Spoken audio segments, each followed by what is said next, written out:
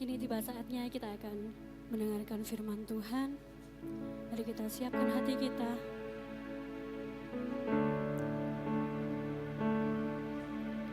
Kau hadir Tuhan. Haleluya Yesus.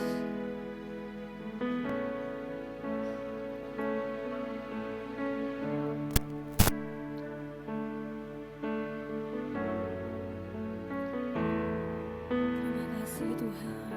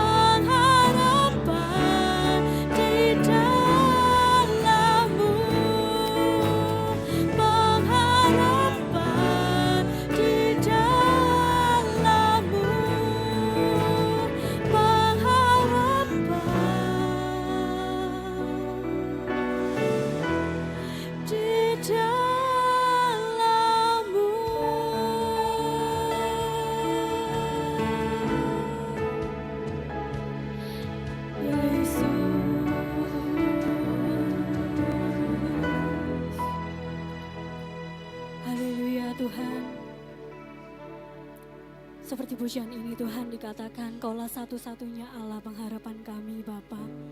Kau satu-satunya Allah Tuhan yang selalu bersama dengan kami. Curahkanlah Tuhan anugerah-Mu, Roh Kudus-Mu Tuhan ke dalam hidup kami. Sebentar kami akan mendengarkan firman Tuhan. Kau siapkan hati kami Tuhan untuk mendengarkan firman-Mu.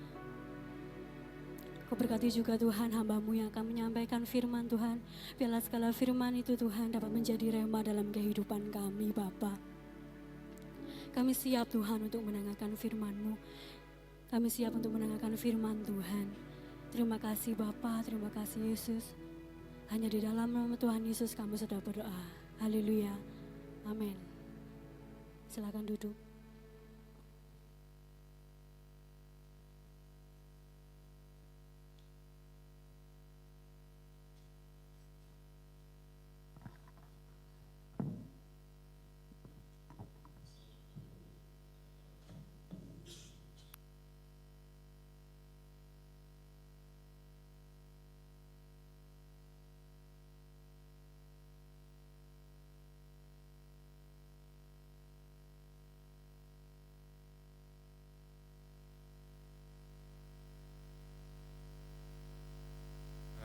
Jalan-jalan ya, kita sering mendengar lagu-lagu Natal pada beberapa waktu saat ini.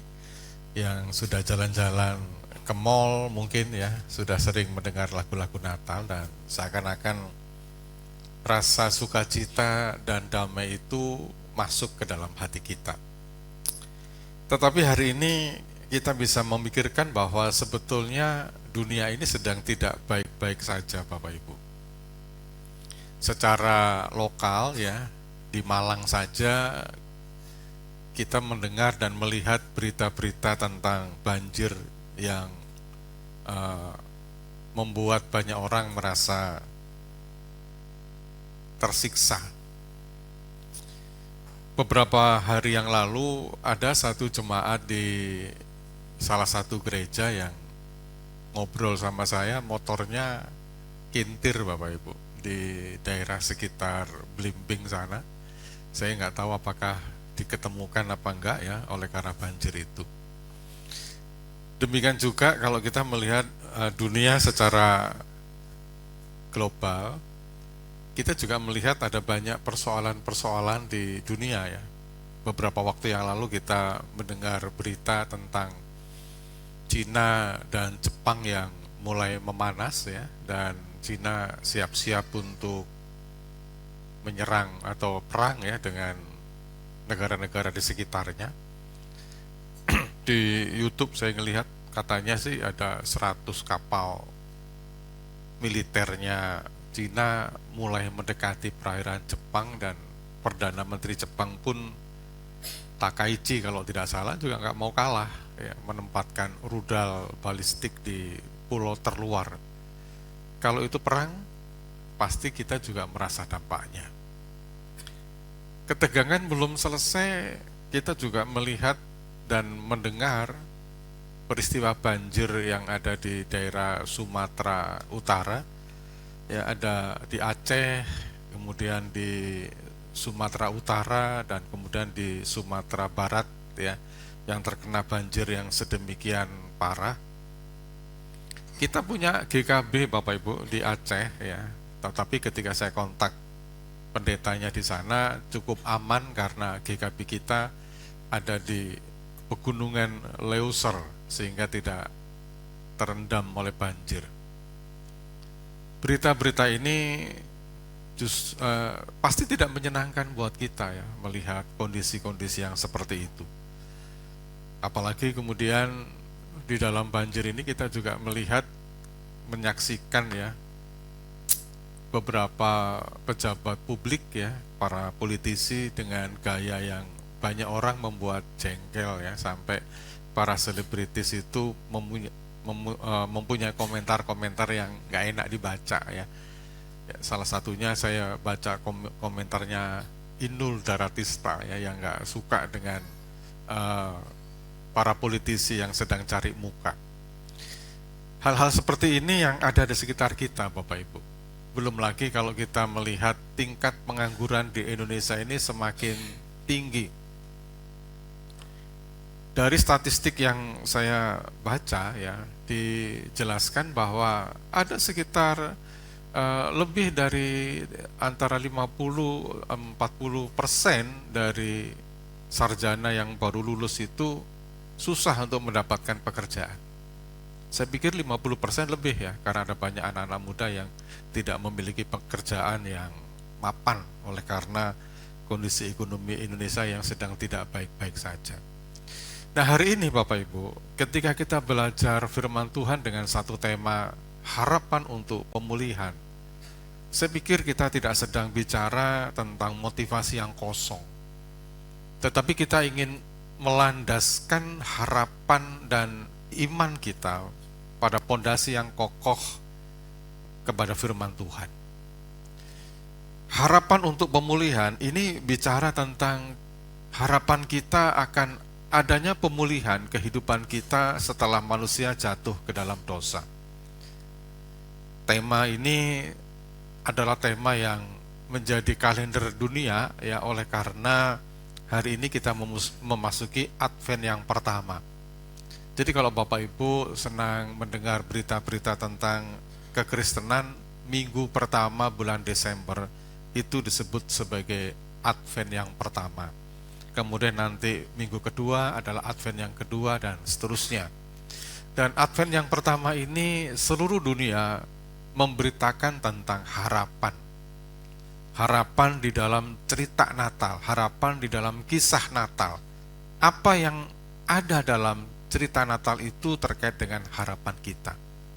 Nah, di dalam kondisi yang sedang tidak baik-baik saja ini, saya pikir bicara tentang harapan adalah sesuatu yang sangat penting agar iman kita dasarkan pada fondasi yang tepat, pada fondasi yang benar.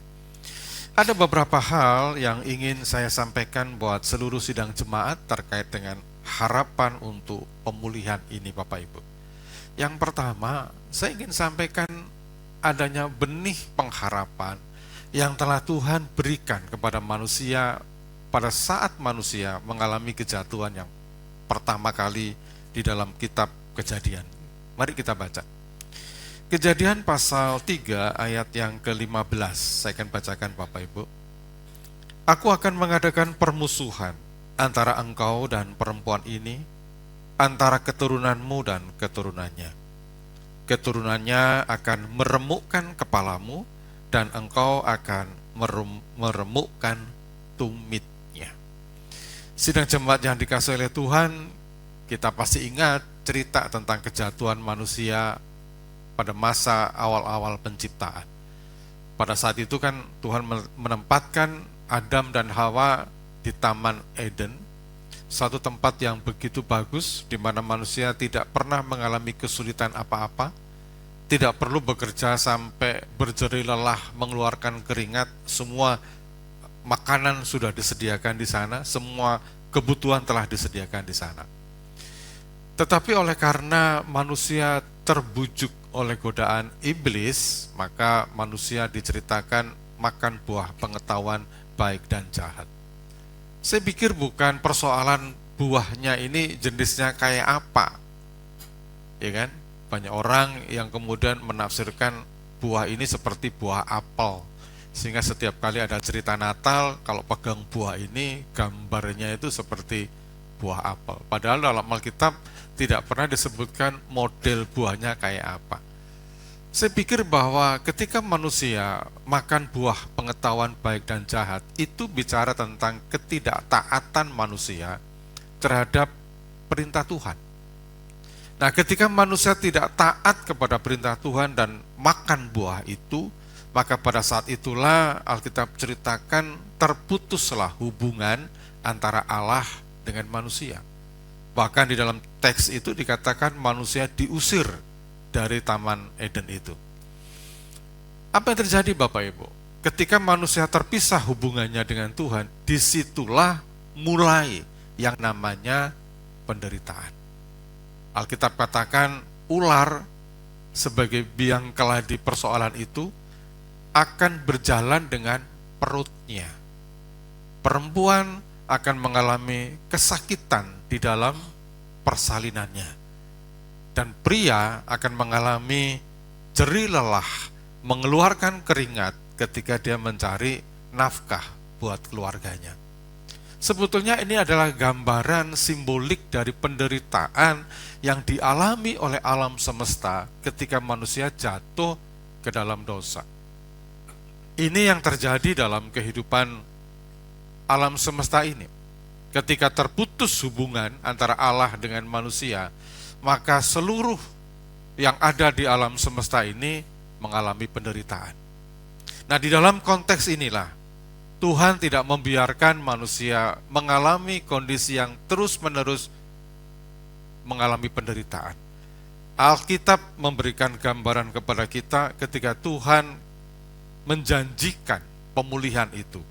Itu sebabnya ketika Kejadian pasal 3 ayat yang ke-15 berkata, "Aku akan mengadakan permusuhan antara engkau dan perempuan ini," mulailah muncul konflik.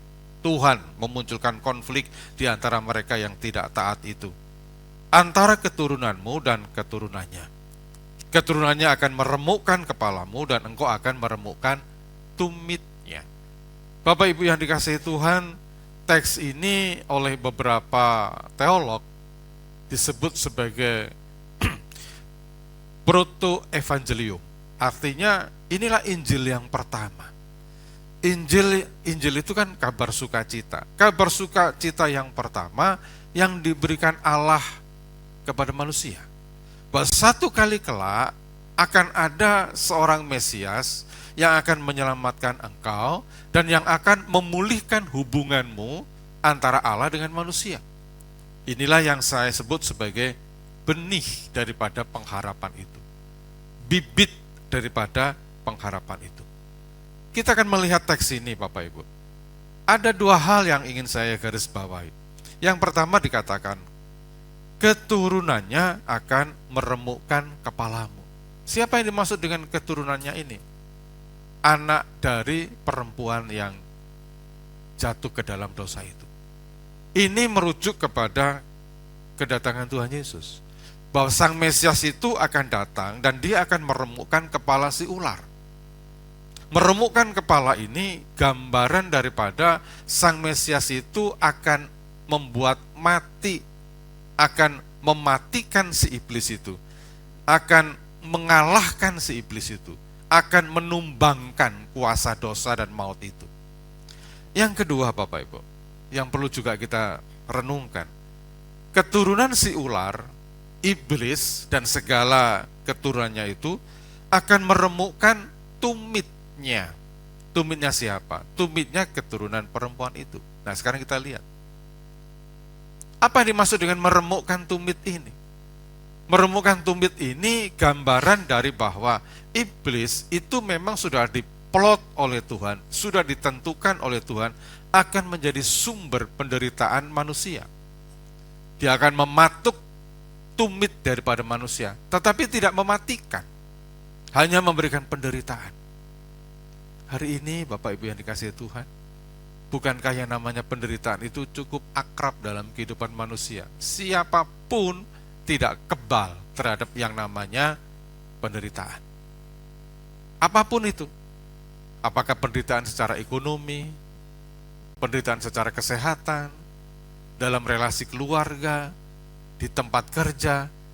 Tidak ada sesuatu yang kita betul-betul merasakan damai sejahtera secara absolut. Semua aspek kehidupan kita ada unsur-unsur yang memberikan kepada kita rasa yang tidak nyaman. Itu memang dari awalnya Tuhan sudah tetapkan bahwa keturunan iblis itu akan meremukkan tumit daripada keturunan perempuan itu, dan ini gambaran daripada yang namanya penderitaan. Siapapun kita pasti mengalami yang namanya penderitaan. Seringkali saya mendengar banyak orang, Bapak Ibu ya, mengeluh akan beratnya hidup ini, tidak tahan akan tuntutan-tuntutan dalam kehidupan ini, tidak tahan di dalam dunia kerja, ya kan?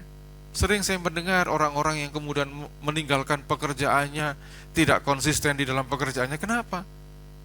Karena nggak tahan menghadapi tekanan di dalam penderitaan.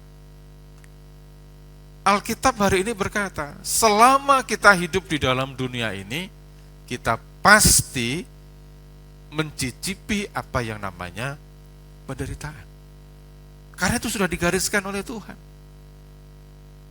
Tetapi pengharapan yang muncul ketika kita membacakan teks ini, bahwa penderitaan itu tidak akan selama-lamanya. Penderitaan itu tidak akan terus-menerus dalam kehidupan kita. Kenapa?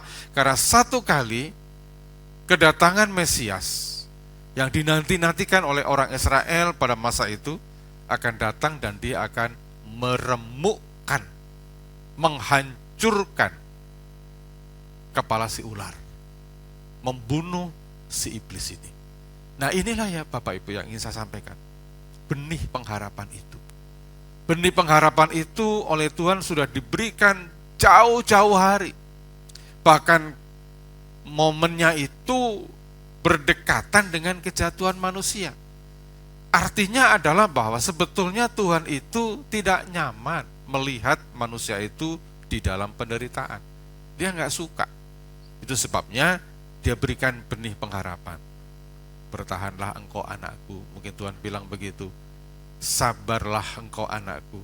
Karena pada satu titik nanti engkau akan mendapatkan pertolongan ketika Mesias itu lahir dan mengalahkan si ular.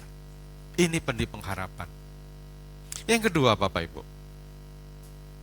setelah kita mendapatkan benih itu, beberapa ratus tahun kemudian Tuhan mengulangi benih itu dengan janji pengharapan. Saya akan bacakan dalam Yesaya pasal 9 ayat yang ke-6 Bapak Ibu. Yesaya 9 ayat yang ke-6 berkata begini, sebab seorang anak telah lahir untuk kita, seorang putra telah diberikan untuk kita, lambang pemerintahan ada di atas baunya, dan namanya disebutkan orang penasehat ajaib, Allah yang perkasa, Bapa yang kekal, Raja damai. Teks ini tidak asing buat kita, setiap Natal pasti akan dibacakan. Tetapi yang menarik perhatian kita Bapak Ibu di dalam Yesaya pasal 9 ayat yang ke-6 ini, janjinya itu perhatikan baik-baik, ada kalimat yang mungkin membuat kita bertanya-tanya. Saya ingin sampaikan bahwa Yesaya ini ditulis pada sekitar tahun 750 sebelum Masehi. Jadi sekitar 700 tahun sebelum kedatangan Yesus di kandang Bethlehem itu, sebelum kedatangan dia dalam peristiwa Natal. Tetapi teks ini berkata begini, sebab seorang anak telah lahir. Kalau Bapak Ibu cukup cermat membaca teks ini, akan bertanya, kan Mesias belum lahir gitu loh. Kan ini ceritanya atau tulisan ini, Yesaya menuliskan itu kan 750 tahun yang lalu sebelum Yesus lahir. Apa ada salah redaksi penulisan teks ini? Ketika saya membaca ayat ini, pada waktu pertama saya membaca ini ya, waktu mempersiapkan khotbah ini, itu muncul di benak saya. Loh, apa nggak salah LAI ya yang menuliskan sebab seorang anak telah lahir. Kata telah ini mengganggu pikiran saya. Akibatnya apa Bapak Ibu? Saya coba baca dalam terjemahan-terjemahan yang lain. Dalam terjemahan Septuaginta, ya, Masoret, King James, kebanyakan mengatakan sebab seorang anak telah lahir. Terus saya baca dalam Alkitab Bible Work ya, itu Alkitab dari Strong yang memang bahasa aslinya ada di situ. Nah, di situ saya sedikit menemukan kelegaan dalam perspektif saya ya, sebagai orang yang ingin mencari makna daripada teks ini. Di dalam Strong dikatakan, kalau dalam bahasa Indonesianya, kata telahnya itu nggak ada. Sebab seorang anak lahir untuk kita. Saya agak sedikit, mungkin ini hanya untuk sekedar apa ya, menekankan ini itu dan sebagainya, itu pemikiran saya mulai agak sedikit reda. Oh, ini mungkin versinya beda dan lain sebagainya. Tetapi kemudian saya nggak berhenti sampai di situ. Saya mencoba kembali, apa sih yang dimaksud bahwa seorang anak telah lahir? Nah, dari situ kemudian saya menemukan ada beberapa pendapat teolog yang mengatakan apa yang ditulis oleh Yesaya di pasal 9 ayat yang ke-6, ayat ini disebut dengan prophetic perfect, artinya nubuatan tentang kepastian yang absolut. Jadi kata telah lahir itu bukan bicara tentang kekinian, bukan bicara tentang, kalau bahasa Inggris ada perfect tense gitu ya, bukan itu, tetapi ini bicara tentang sebuah janji yang pasti terjadi, yang absolut, yang nggak bisa dibatalkan. Nah, ketika saya menemukan makna ini, Bapak Ibu, hati saya betul-betul mengucap syukur kepada Tuhan. Jadi maknanya adalah ketika Tuhan berjanji akan memberikan sesuatu kepada orang percaya, berjanji akan memberikan pengharapan kepada orang-orang yang mencari Dia, janji Tuhan itu absolut, pasti terjadi. Amin. Tidak ada keraguan. Janji Tuhan tidak hanya berkata sebab seorang anak akan lahir untuk kita, bukan. Sebab seorang anak direncanakan akan lahir, bukan. Ketika Tuhan berjanji, Dia berkata bahwa sebab seorang anak telah lahir. Kata telah itu merujuk kepada absolutnya janji Tuhan bagi orang percaya. Pasti terjadi. Ini yang membesarkan iman kita, Bapak Ibu. Amin, Bapak Ibu. Berapa kali kita mendapat janji dari seseorang dan janji itu gak muncul-muncul, ya kan? Dia berjanji, kalau saya nanti kaya, kamu tak kasih berkat dia. Kalau saya nanti sukses, saya akan kasih kamu begini-begini. Kalau saya nanti berhasil, saya akan pasti angkat hidupmu. Kalau saya sudah menjadi orang yang berhasil besar, ya saya pasti tidak lupa akan membalas jasa kepadamu. Tetapi seringkali ketika kita menunggu janji-janji itu nggak pernah muncul. Kapan janji itu tergenapi? Sampai-sampai orang yang berjanji itu lupa akan janjinya. Dan kita tenggelam dalam kekecewaan karena makan akan janji-janji yang seperti itu. Ya kan? Tapi hari ini saya ingin sampaikan, Bapak Ibu, Yesaya 9 ayat yang ke-6 memberikan sebuah pernyataan kepada kita. Ketika Tuhan berjanji, janji itu absolut, pasti akan tergenapi. Nah, ketika saya menangkap akan hal ini, Bapak Ibu, saya sangat merasa bersyukur. Kenapa? Karena hidup saya ini adalah berdasarkan janji-janji Tuhan. Kita berjalan dalam kehidupan ini berdasarkan janji-janji Tuhan. Kita punya pengharapan karena ada janji-janji Tuhan. Dan setiap kita, sekali lagi saya bilang, setiap kita itu pasti menerima janji yang khas, yang khusus, yang personal, yang pribadi kepada kita masing-masing. Ada orang yang mendapat janji untuk berhasil di dalam kondisi yang kayak begini.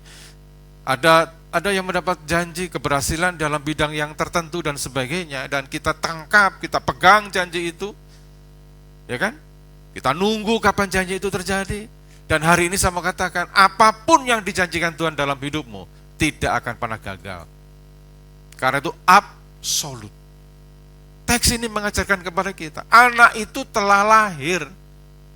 Makanya Paulus pernah menuliskan di dalam sebuah teksnya, kalau engkau berdoa, yakinlah apa yang engkau doakan itu seakan-akan telah engkau dapatkan. Amin, Bapak Ibu. Nah, seringkali kita kan ragu-ragu, bener nggak ya? Kalau saya berdoa kayak begini Tuhan berikan, apa bener ya? Gitu.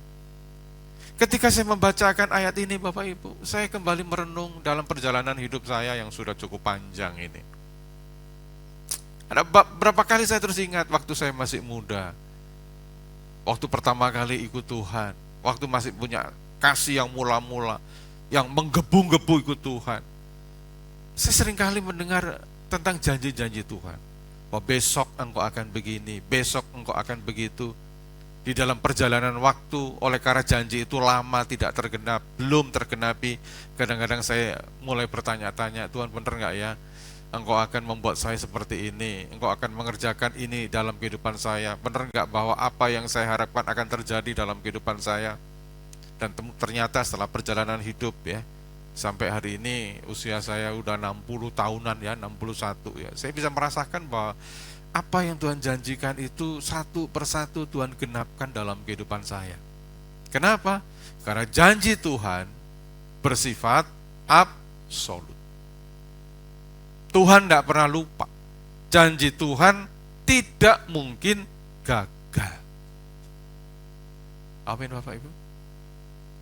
Biarlah pengharapan dalam hati Bapak Ibu kembali muncul. Setelah sekian lama engkau tenggelam dalam berbagai ketidakpastian, tenggelam di dalam berbagai macam kesedihan, tenggelam dalam berbagai hal yang membuat kita itu semakin ragu-ragu, gamang ikut Tuhan. Hari ini kembali disegarkan. Kalau engkau telah menerima janji Tuhan, janji itu nggak mungkin gagal. Karena Tuhan yang menjamin. Janjinya adalah absolut. Ya dan pasti. Tidak bisa gagal. Nah, di dalam teks ini, apa yang dijanjikan Tuhan kepada kita? Kepada orang percaya. Coba kita lihat baik-baik Bapak Ibu. Dikatakan bahwa yang akan lahir, yang telah lahir itu namanya akan disebut sebagai satu, penasehat ajaib. Artinya dia adalah sumber hikmat. Jangan cari kepada orang lain Bapak Ibu. Jangan cari orang pandai, orang pinter. Kita harus tahu bahwa Kristus itu adalah penasehat yang ajaib. Yang kedua apa? Allah yang perkasa. Apa dimaksud Allah yang perkasa? Dia memiliki kuasa, kekuatan untuk mengalahkan segala kuasa apapun di muka bumi ini. Kuasa maut, kuasa dosa, ya kan? Kuasa iblis dikalahkan. Dan yang menyentuh hati saya adalah ketika teks itu berkata, dia juga akan disebut sebagai Bapa yang kekal, Bapak Ibu. Apa artinya Bapa yang kekal? Kata Bapa ini sebetulnya tidak merujuk kepada oknum pertama di dalam Trinitas, Bapa, Anak, dan Roh Kudus. Tidak merujuk itu. Jadi kalau ada yang menafsirkan bahwa Kristus ditafsirkan sebagai Bapa dalam oknum Trinitas, itu salah. Kata Bapa di sini menunjukkan kata kerja. Ini yang penting saya ingin sampaikan kepada sidang jemaat. Sekali lagi saya bilang, kata Bapa ini menunjukkan kata kerja. Pertanyaannya, apa sih kerjaan Bapa? Dia adalah pelindung dalam keluarga. Amin. Dia pengayom dalam keluarga. Dia pencari nafkah dalam keluarga. Dia pembela dalam keluarga. Dan kalau Yesus yang lahir sebagai Mesias itu disebut Bapa yang kekal. Dia adalah pengayom kita, pembela kita, memberikan nafkah kepada kita, yang menolong kita dalam segala kesulitan-kesulitan kita. Itu fungsi seorang Bapa. Seorang anak kecil Bapak Ibu, yang mengalami kesulitan, yang mengalami persoalan, biasanya dia larinya kepada bapaknya. Karena dia tahu, bapak itu adalah figur yang kuat dalam perspektif anak kecil. Kalau dia dekat dengan bapaknya, dia merasa aman.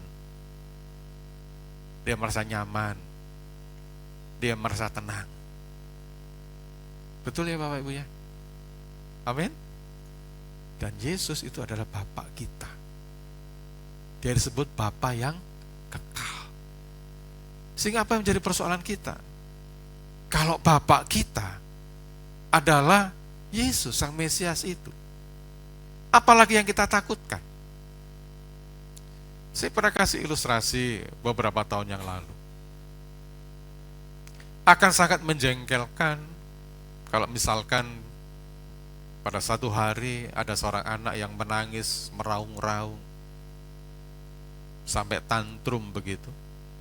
Kemudian bapaknya tanya, "Kenapa kamu nangis?" "Saya khawatir." "Khawatir apa?" "Khawatir kalau besok gak bisa makan." Pasti bapaknya akan tersinggung. Kan ada bapak. Bagaimana kamu bisa khawatir bahwa besok tidak ada makan? Bapak masih bekerja, bapak yang memberi nafkah, bapak yang berusaha keras supaya engkau makan. Saudara, apa yang saya maksudkan? Sepanjang ada bapak di dalam rumah tangga itu, di dalam keluarga itu, ketenangan dan kenyamanan rumah tangga itu pasti terjaga. Amin. Sekarang bapak-bapak bisa lihat anaknya, ya. Mereka tumbuh besar, semakin hari semakin gede, gitu kan. Oleh karena apa?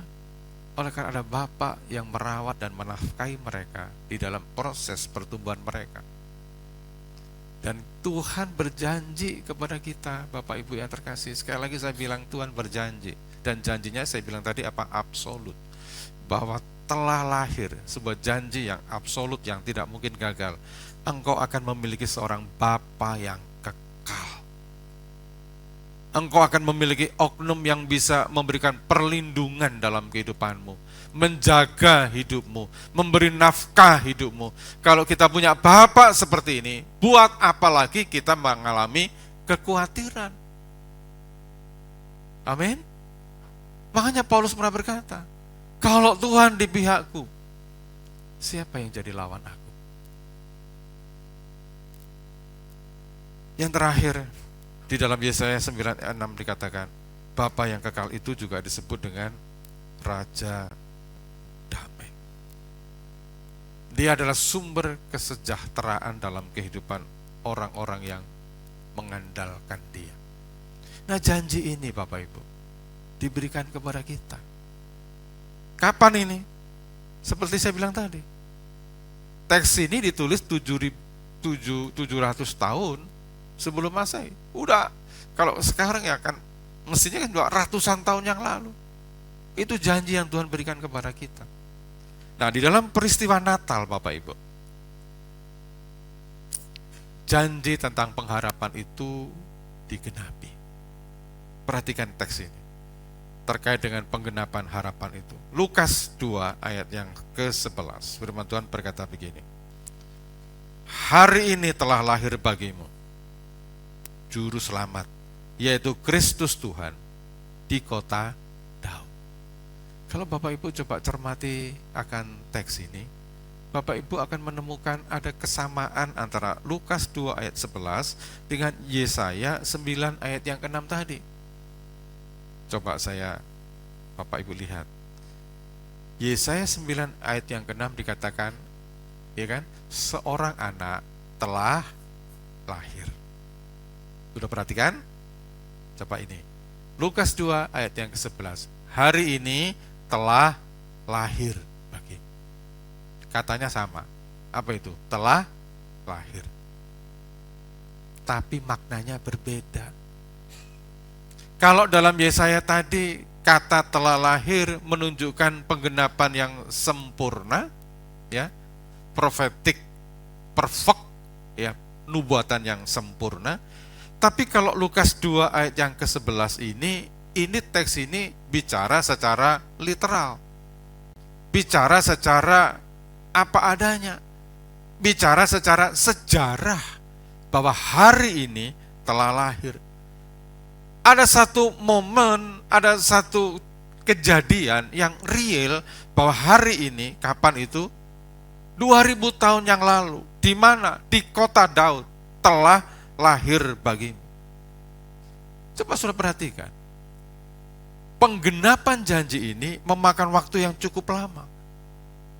Kalau dari Yesaya tadi ditulis sekitar 700 sampai 750 tahun sebelum Masehi, teks ini ditulis pada tahun 1 Masehi, pertama Masehi. Jadi artinya kata telah lahir dalam Yesaya dengan kata telah lahir dalam Lukas pasal 2 ayat 11 ini, rentang waktunya itu 750 tahun.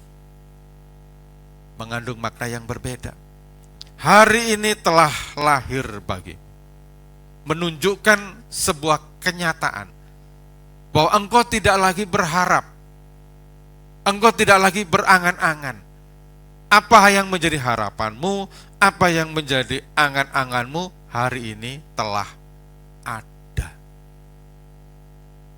Saya membayangkan kalau misalkan ada seorang anak kecil ya, ketika memasuki bulan Desember ya, minggu pertama seperti ini, kemudian orang tuanya berjanji, "Nak, nanti tanggal 25 Desember Bapak akan sediakan kado Natal buat kamu. Kado Natal yang paling indah, yang tidak pernah engkau dapatkan, yang harganya mahal, yang di luar batas pemikiranmu. Bapak akan kasihkan itu pada tanggal 25 Desember nanti." Saya percaya Bapak Ibu, kalau hari ini tanggal 7, hari tanggal 8 dia sudah mulai berpikir, apa ya hadiah Bapak buat saya. Tanggal 9 dia juga mulai berpikir, terus tanggal 10, 11, 20. Saya yakin pada tanggal 24 dia nggak bisa tidur. Dia akan berpikir kapan atau apa yang akan menjadi hadiah dari Bapak saya. Besok saya akan mendapatkan hadiah itu. Dan betul ketika tanggal 25 menjelang hari tanggal 25 dan masuk tanggal 25, dan betul bapaknya kasih kado buat dia. Nih kado yang dari Bapak, yang Bapak janjikan, yang istimewa, yang luar biasa, yang gak pernah kamu pikirkan, di luar ekspektasimu, sesuatu yang wow yang akan kamu buka. Saya yakin Bapak Ibu, anak itu akan meluapkan sukacitanya, senang sekali. Dan ketika dia buka, dia cukup antusias, buka, robek sana robek sini, dan ketika mendapatkan itu, pegang kado itu, saya yakin pasti air matanya mengalir. Dia nggak bisa ngomong apa-apa, dia hanya bisa lihat kado itu dan peluk bapaknya dan sambil meneteskan air mata. Dengan tergagap dia mungkin berkata, "Terima kasih Pak untuk hadiah yang luar biasa." Hari ini Tuhan nyatakan bahwa hari ini telah lahir bagimu, telah ada hadiah itu. Itu sebabnya Bapak Ibu, ketika para gembala di padang ya, mendengar berita dari para malaikat, hari ini telah lahir bagimu, sukacita meluap dalam kehidupan mereka. Kado yang seperti apa yang Tuhan berikan kepada kita? Perhatikan teks yang kita baca, ayat yang sangat singkat ini. Hari ini telah lahir bagimu, telah ada kado bagimu. Apa kadonya itu? 1, juru selamat. Dia adalah juru selamat kita. Saudara, kita sudah terlalu lama memiliki konsep bahwa juru selamat itu hanya bicara tentang keselamatan rohani. Ini adalah cerita tentang masuk surga, ya, lepasnya dari dosa, kuasa maut kalah. Iya benar, itu memang inti daripada cerita tentang juru selamat ini. Tapi perhatikan tentang kata pemulihan. Judul khotbah tadi, harapan untuk pemulihan. Pemulihan itu bicara tentang pemulihan antara manusia. Dan ketika dipulihkan, itu menjadi milik bagi. Dan juru selamat itulah yang memulihkan hubungan kita dengan Allah. Sehingga juru selamat ini tidak hanya bicara masalah rohani, tapi kehidupan manusia secara menyeluruh, secara holistik, atau kalau orang pintar ngomong, jasmani, rohani, dan jiwani. Itu semua menjadi bagian dari apa yang Tuhan kerjakan dalam konteks juru selamat. Saya tidak tahu apa yang jadi persoalan Bapak Ibu. Masalah ekonomi, kesehatan, macam-macam saya nggak tahu. Tapi kalau Bapak Ibu menangkap pesan ini bahwa telah lahir hari ini seorang juru selamat, dia menyelamatkan semua keterpurukan kita. Amin Bapak Ibu. Dia akan menyelamatkan semua beban pergumulan kita. Tidak hanya masalah keselamatan secara rohani, jasmani, jiwani, itu menjadi bagian dalam pekerjaan Tuhan Yesus. Itu sebabnya ada banyak orang berkata, kasih Kristus sudah cukup bagiku. Kenapa? Dengan menerima kasih Kristus, tidak ada lagi sesuatu yang kita butuhkan di luar Kristus. Semuanya tercakup. Juru selamat. Apa peran juru selamat ini? Alkitab katakan, juru selamat yaitu Kristus Tuhan, penguasa. Nah, kalau saudara punya juru selamat yang memiliki kuasa di atas segala sesuatu, buat apa lagi kita gentar akan hidup ini? Saya jadi tiba-tiba teringat ketika Pak Prabowo mengunjungi banjir di Sumatera Utara, ya. Ibu-ibu langsung peluk dia. Gibran datang ke sana, ya, banyak juga yang peluk dia. Dan mereka teriak-teriak, bangunkan kembali rumah buat saya. Berikan saya rumah kembali yang telah hancur ini. Nah, kalau yang janji Prabowo atau Gibran, itu kepastian akan perwujudan janji itu mendekati 90%, Bapak Ibu. Kenapa? Dia punya kuasa, dia punya dana, dia punya kesempatan. Nah, kalau yang janji orang yang gak jelas, ya kan? Orang yang gak tahu juntrungannya di mana, dia berjanji saya akan bangunkan rumah buat engkau. Orang akan bertanya, siapa kamu?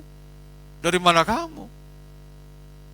Hari ini sebagai hamba Tuhan saya mau katakan, yang berjanji buat kita sebagai juru selamat itu, yang akan menyelamatkan kehidupan kita secara holistik, ya, jiwa, rohani, jasmani, itu bukan Pak Prabowo, tapi Raja di atas segala raja, yang akan menolong dalam setiap pergumulan kita. Dan hari ini Sang Juru Selamat itu lahir di kota Daud. Saudara terkasih, kedatangan Yesus adalah kedatangan yang tidak bisa ditolak oleh sejarah. Dia ada.